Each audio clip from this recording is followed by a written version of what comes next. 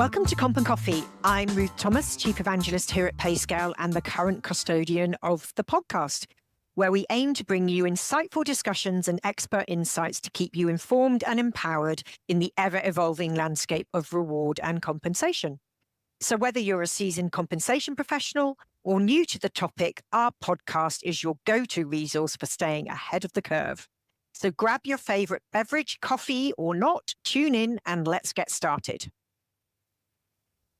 So as we're recording this episode, we are back from WorldatWork Total Rewards 24, which took place in Cincinnati, Ohio on the 20th to the 22nd of May. And this year's event, we saw record attendance levels. There were about 2,000 HR and comp pros on site, there to learn about all the key developments and new trends in rewards. So in this episode today, we're going to look back at what went down, what were the most talked about topics, and key takeaways from the sessions that we attended. So I've got Liz Sheffield with me. Hello, Liz. Hello, Ruth. Good to see you.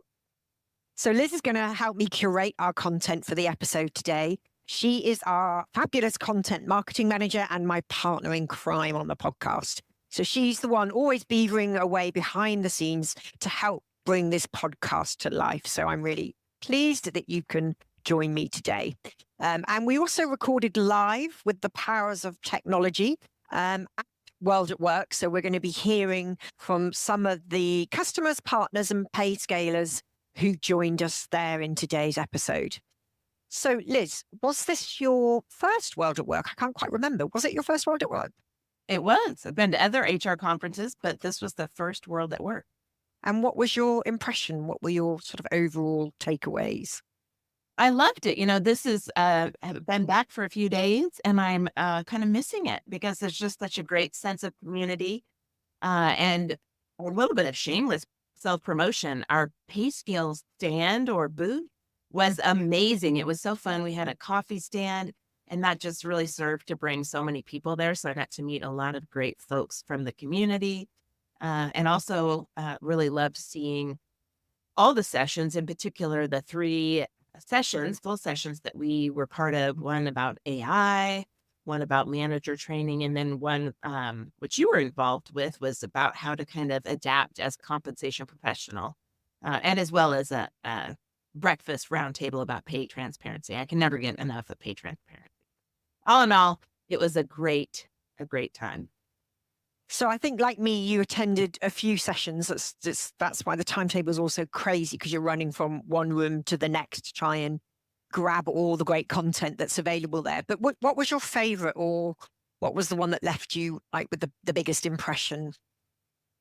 So like you said, it is a little bit crazy running from session to session and lots of overlapping. But one in particular that I really thought was creative and engaging as well as informative was a debate about whether or not merit increases are the way to go. So I just thought that was interesting to have a debate with two really seasoned professionals. And oddly enough, it was a back and forth, lively discussion. And the person that was pro merit increases won, quote unquote, in the end, because she was able to sway more people to her side about the value of merit increases. I thought, I just, in terms of what it made me think about, that there are pros to merit increases, right? It gives people some clarity about pay and performance. They can serve as a motivational tool, but some of the cons, which were also really valid, that merit increases might serve to demotivate people, because if I'm a high performer and I know I'm going to kind of get the same standard merit increase, maybe I'm not going to perform as well as just kind of being subject to bias. If you get your manager on the wrong day, are they going to give you a lower increase or not? So, yeah, it sounded like a great session. I think I was in a similar session where we were talking about, you've got 4% salary budget. What can you use it for? And part of that was debate about, should we still be doing merit or performance, through that 4% budget? It's definitely an interesting debate. I think my biggest struggle, I'm not a fan. I will declare it here. I am not a fan of including performance in the annual salary increase. I think my biggest struggle is that it's the problem with performance-related pay is it's based on the imperfect performance management systems that we have in place today. And until we resolve that, I think that debate will roll on. But, I think I'm an anomaly because our CBPR report this year showed that 76% of organizations award for merit/performance in their base pay. So that's the primary factor. That was the one that came out on top.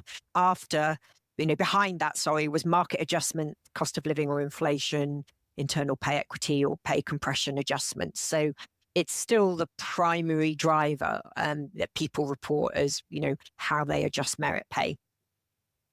So that was just one debate of the many that were covered during the 2.5 days that we were there.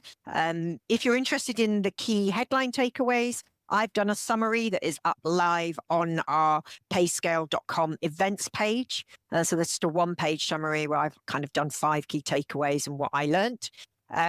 One probably hot and not a surprise topic this year was, of course, AI or artificial intelligence.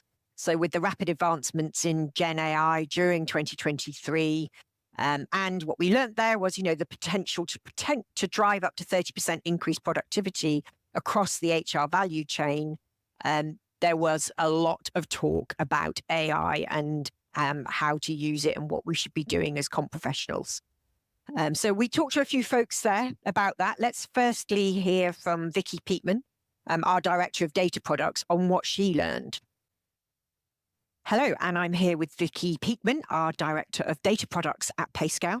Vicky, I'm keen to learn what your key takeaways have been from the show, and particularly any insights that you've gained around artificial intelligence, which we've all been talking about here.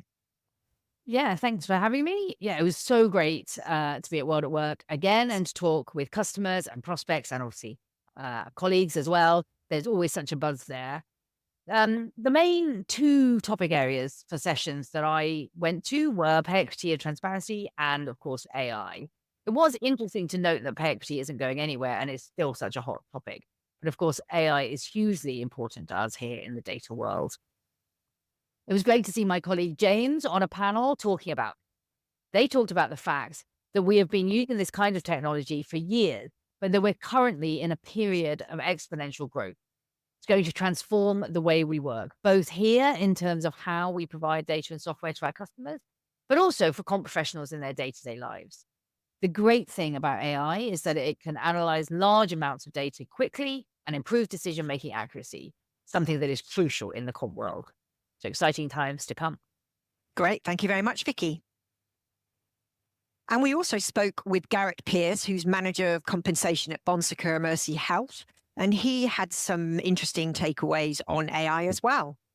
Okay, I'm here with Garrett Pierce, who is Manager of Compensation with, do you want to say your company name, Garrett? Yeah, Bon Secours Mercy Health. What do they do?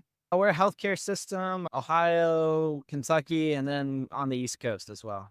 So we've been talking about some of the key themes from the conference. AI was the one that's been appealing to you. What have you learned about AI whilst you've been here? Everybody is very interested and nobody really seems to know what to do with it quite yet. That's kind of my takeaway. But there are some good practical steps I've learned about with what AI can do currently. Like, for instance, Copilot for Microsoft can integrate with all your Microsoft products. So I constantly in Excel, PowerPoint, all those fun stuff, and Copilot can get you 80% of the way there and hopefully save time there. So that's the practical stuff is what I'm really looking for. I think next year we'll have even more and people will have more answers on AI. So are you using AI that you're aware of at the moment in any of the kind of solutions that you're using? Currently, no. It's been a buzzword. Our CHRO's heard of it and he's like, how can we integrate it? And so that's why I'm interested in that, trying to figure out ways that we can use it currently to make our processes more efficient. Great. Have you looked at the Payscale AI new features? I've talked to them about it, especially in the job description arena. Everybody hates job description, so how can we make that process easier? And what opportunities we can use with their JDM. Yeah, and that's where the main use case we're seeing in compensation at the moment is AI for job description management. Because nobody likes doing it. No one likes doing job descriptions. Exactly. Great. Well, thank you very much, Garrett. Yeah, no problem. And then we also spoke to Marilyn Ware, who was compensation manager at MI Homes, Inc. she had some key learnings and things that she was going to take back to work with her relative to AI. So let's hear what she said. Hi, and I'm live with Marilyn Ware from MI Homes. We've just been chatting about Payscale's peer dataset. But I hear you've been learning about AI whilst you've been here, Marilyn. Yes, I have. I've taken the opportunity to attend quite a few of the AI sessions because AI can kind of be a little scary. And also kind of where does AI play a role in compensation? And, it's a big thing. It's just now changing. Everyone's a little bit out there. So just kind of talking to people, making some connections and how other people are doing things or how they're looking at it. So, And any actions you'll go home with relative to AI and thinking about how you'll use that at MI Homes? I think I'll do some more research. Some of the session, looking at the slides and using the contact information for some of the folks. The one I was just in regarding pay equity, he'd written a white paper. So I'm probably going to go and read that. And any other exciting things you've learned while you've been here? No. Just trying to take it all in. The pay equity and AI are the topics right now. Yeah. Right. Okay, thank you very much, All right, Marilyn. thank you. So it was great to hear so many people talking about AI. I do kind of feel like I've been talking about digital transformation for quite some time. And despite significant growth in the HR tech market and more people deploying HR technology, we've not really seen any significant changes in the way we manage compensation. And that's, for me, is evidenced really by the dominance of Excel still as the primary tool most people use to manage compensation. And I do really believe, I think that AI will be the differentiator to drive comp tech adoption. So it was exciting to hear, how that is now coming to us, how we need to adapt. And with so many new data sources and the need to calibrate people data across the many systems that we have, I think it's going to be a critical tool for us in the future. So a lot of chat about AI, Liz, but another key theme was pay transparency. So what were the key things you learned about pay transparency that you maybe didn't know before?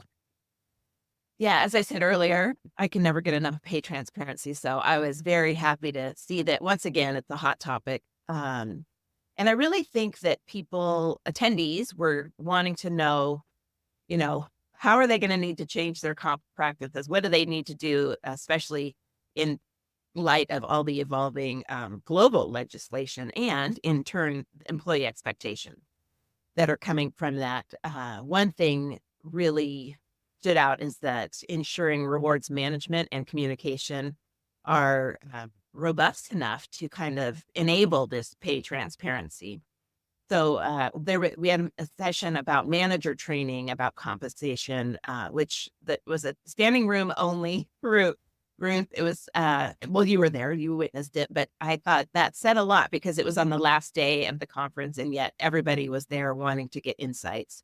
And it really, I think it all boils down to that education piece with pay transparency that, from employees to managers to leaders, everybody needs to understand and be educated on this topic to enable these open conversations. The conversations are going to come. So let's make sure that everybody's prepared and confident and comfortable, combining those words, to have those open conversations. And it's many of us, many folks in attendance, their state or region doesn't have a law, but they foresee that it will be coming. So I think, that this is not a fad, and it was great to see that people are really wanting to learn. And then the key thing that I did take away too is it's not one and done. You're going to need to iterate the pay transparency. So very excited to see that talk. Great job, Liz, on bringing that session together. That was chaired by Lexi Clark, our Chief People Officer.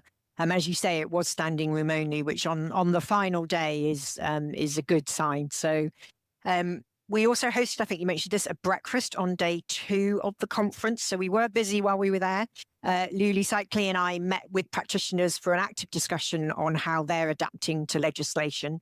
And Lulu and I chatted after the session on what we had found out from those practitioners and the information that was shared. So let's hear that now. Hi, we're recording Comp and Coffee live at World at Work in Cincinnati. And we are on day 2, Tuesday. And Lulu and I have just finished a wonderful breakfast session with about 20 practitioners all talking about pay transparency. Tell us what happened on your table, Lulu. We had a great group. About half of our group were already well on their pay transparency journey. The other half were just getting started, building job ranges, job architecture. So it was a really great conversation from those who had already gone through the process to give advice to those who are just starting the process. I shared what Payscale has done in the past few years of how we've gotten kind of our house in order. I think that made a lot of people feel better about kind of the situation that they're in.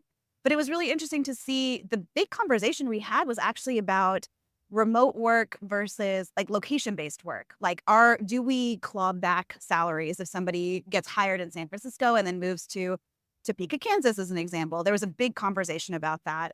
It was really interesting to hear. We had a larger company say that they do their ranges based on requirement to go into office, and that all remote work is a much lower premium than those who have to go into the office. So what about your group? What did y'all talk about? We talked a bit about geo. There was questions about posting ranges when you've got like multiple locations. So we covered that. Really, it was more about the trepidation about how to launch the pay transparency journey, and many of them feeling the expectation that they had to have everything right when they started. And I was telling them, how our journey has been like a 2-3 year journey. Many of the customers that we talk to and we work with, this is not something that happens overnight. And what I was encouraging them to do was to say, what you want to do is be transparent at the start with your employees about what your journey is going to look like. And it will happen and it will come, but it probably won't happen overnight. So. Yeah, another piece we talked about too was everybody was pretty comfortable about being transparent about pay with candidates, but they were also very worried about what that would do to their internal population. So I encouraged them on their comp statements to let your current incumbents and employees see behind the veil. Maybe they won't know, Ruth may not know what I make, I may not know what Ruth makes, but at Payscale, I know what a senior corporate attorney's pay scale looks like, pay range looks like. And so some of those practitioners hadn't thought about that. And so that was something they're going to take back to their leadership, which is like, well, that could be really interesting because that could prevent questions. But another question came out of that, which was, if you're hiring on location-based jobs or geo-based jobs, how do we put that on a comp statement? So I said, well, on your comp statement, just say you were hired at region B because that's because you live in Dallas or Houston, and the region B range for this role is X. Put that on your comp statement if you're comfortable sharing that information. Yeah. So that was a good, helpful tip that I think they all took away. Great. Thank you. Well, it was a great breakfast session. So I'm glad we were able to spend that time with the practitioners. Thanks, Lulu. Thanks, Ruth.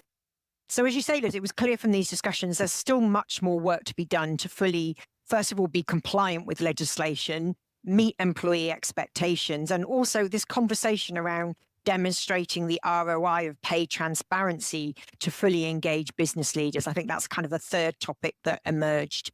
And our Chief People Officer, Lexi, who led that session, she spoke to me about her key takeaways from the conference and a little bit about pay transparency too. So let's hear what she was hearing.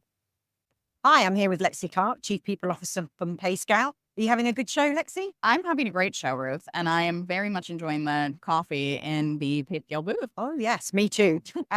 So, sessions. Have you been to any good sessions? What have been your takeaways so far? Yes, lots of good sessions, lots of good conversation.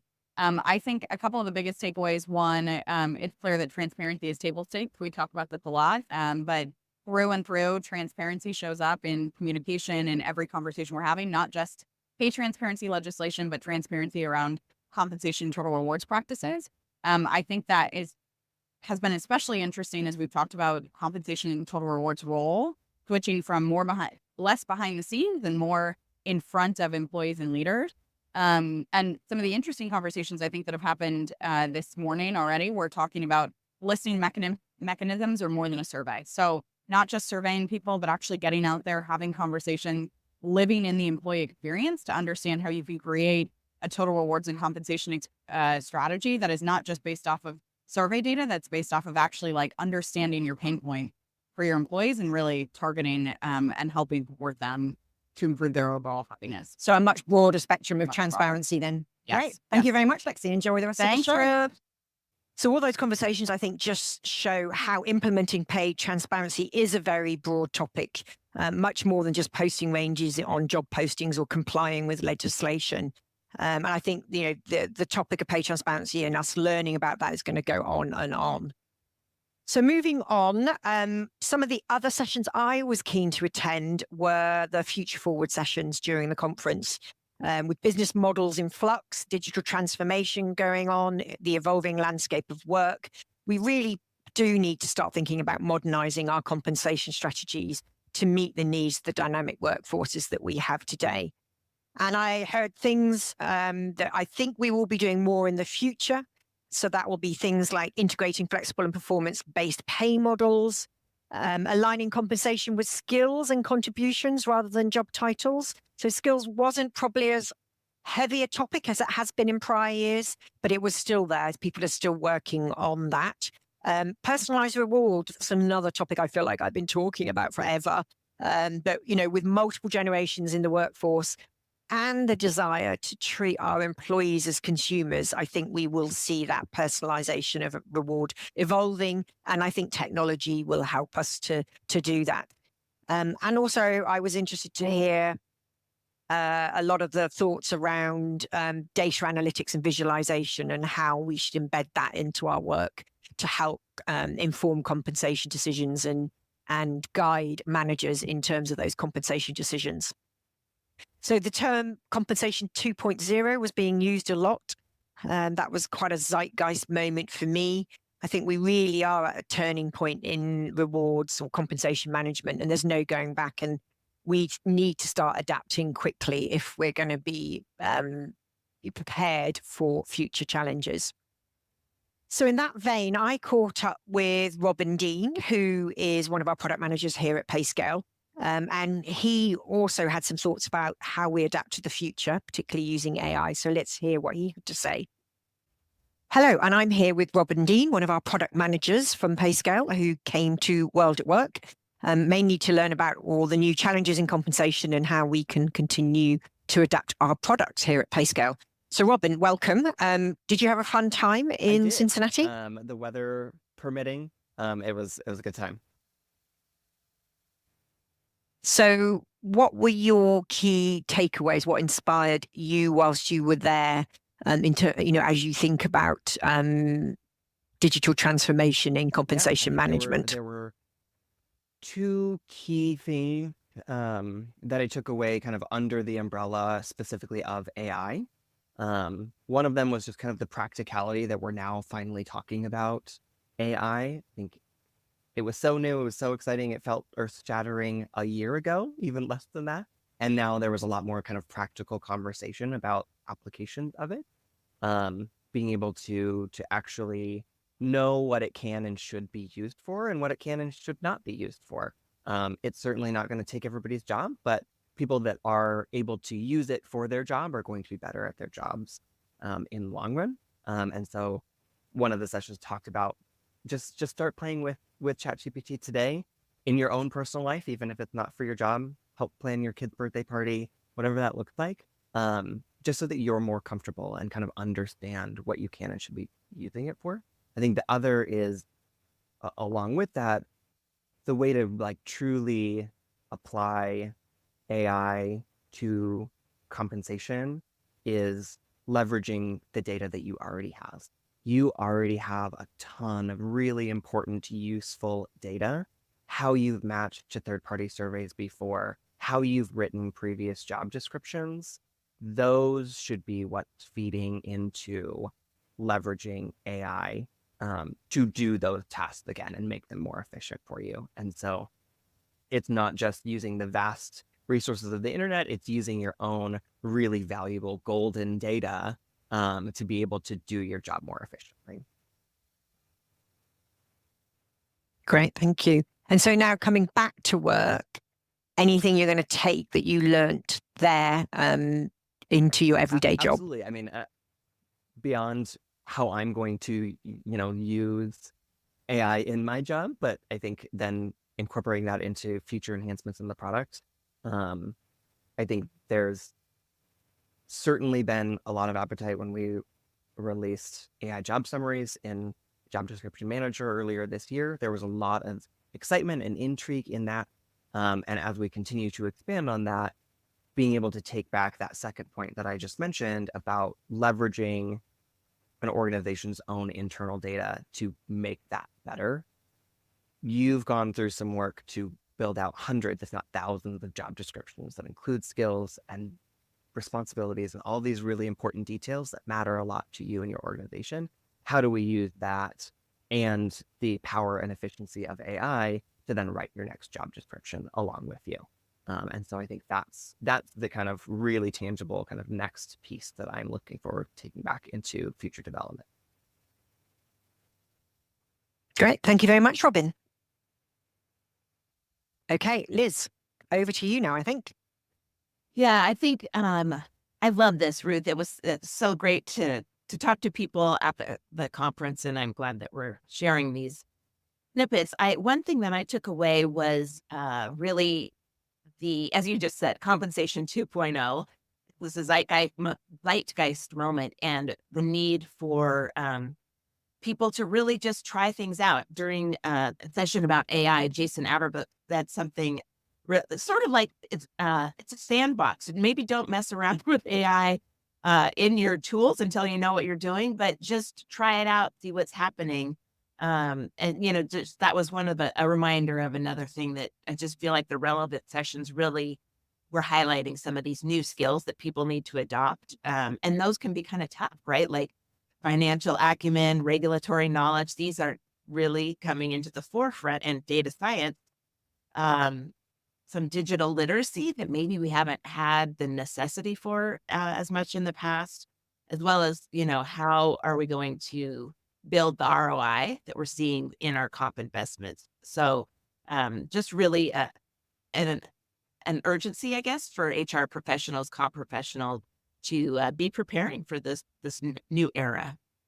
Yeah, and I think that's one part of World at Work Total Rewards that people sometimes overlook is, you're there for your own professional development too. So you talked about community. It is an amazing community that we love to support. That's why we sponsor the after party here at Payscale as a way of saying thank you to that community. But it is really a chance.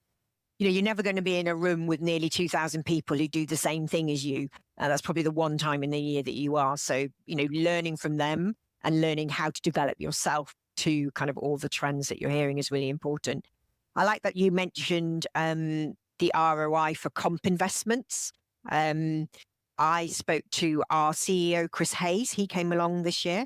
It was his first World at Work too. And this was something that he picked up on when I spoke to him about how he felt about the conference. So let's hear that now. Hi, we're recording live at World at Work, and I'm with Chris Hayes, CEO of Payscale. Now, this is your first World at Work. How are you finding it? It's great so far. It's been an amazing experience. And what have you learned in terms of compensation in the business and the people that come to the conference? The thing that, and I had an idea of this before I came, but the thing that struck me when I was in your session yesterday is this show is attended by a lot of really smart people, deep comp understanding, people really passionate about the impact that comp can and should have.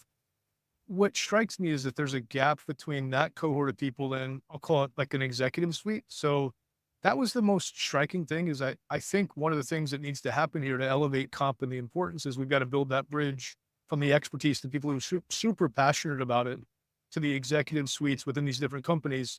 So for them to understand how powerful this is, how transformational it is for their companies, that was kind of the thing. It was an aha moment for me. You probably knew that already, but for me, it was like, oh, this is a gap. Yeah, they're getting the buy-in. We're hearing that a lot, particularly around pay transparency, because a lot of leaders are not willing to buy into that process and maybe don't understand the benefits for it from an overall engagement perspective within their organizations. But And I think it's going to have a big benefit. I mean, it would be, I think, and maybe, my guess is a lot of people think about it maybe as a punitive thing. It's going to cost me money and time. I think with the right positioning and the right bridge, like I talked about, the people should and could view it as a strategic advantage to know that I've got pay equity. It allows me to attract people, talent in a way that's, transformational for a business. I think that's a job that, companies like Payscale have to do. We have to help bridge that gap between the comp expert and the people who own the money, the budget at those companies. great. Thank you very much, Chris. Yes, a pleasure. Thank you.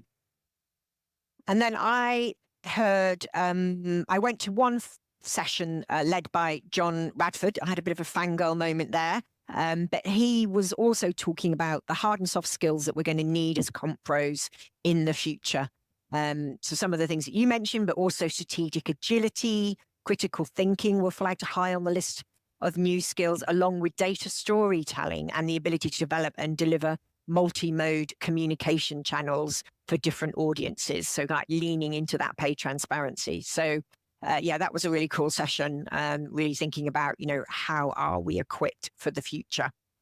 And in that vein, I spoke to Mindy Stone, who's our Senior Director of Rewards, HR Ops and Talent Acquisition here at Payscale, to find out from her what skills she felt she should be acquiring in the future. So let's hear what she had to say. Hello, I'm here with Mindy Stone, who is our Senior Director of Reward, HR Operations and Talent Acquisition. Welcome, Mindy. Now, you were in Cincinnati at WorldatWork 2. How did you find the show? Well, Ruth, thank you. I thought it was amazing and wonderful. You take for granted when you haven't been necessarily in person as often in the last few years, how great an event like that can really be. How good it makes you feel when you start to see all of these people sort of all going towards the same mission. And I think we're all of the organizations that sent people should be really proud of what they're doing, where they're spending their money, what was accomplished while we were all there. And I just felt like it was a really good feeling all the way around. I thought the event was well ran, and just a lot of good vibes came from that. Great. And you were one of two of the reward team from Payscale that made it to WorldatWork this year.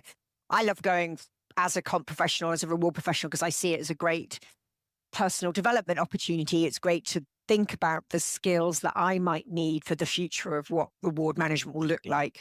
Was there any takeaways that you got from that perspective? Yes, certainly. And I feel that same thing. I feel like there's a lot of goodness that comes from the opportunities that take you away from sort of the day to day. And you might even feel like you get stuck in a certain thought process or a way of which you think things should be done or how they should be operating. And I got into a couple of those sessions and I walked away thinking, you know what, they're right. There is a different way of thinking about this, and not to get into all the specifics about that necessarily, but one of the things, I think this is just sort of an overarching theme when you think about transparency in general. I know we talk a lot about pay transparency, the requirements of those things and how that came about and who should be doing it, who doesn't have to do it yet, but sort of those impending things. But I feel like we should be thinking about it from a rewards transparency. So by title, of course, you can tell that. So I have both the benefits and the comp. So I attend sessions related to both. And my takeaway is that we have an opportunity to be more transparent on the reward side as a whole.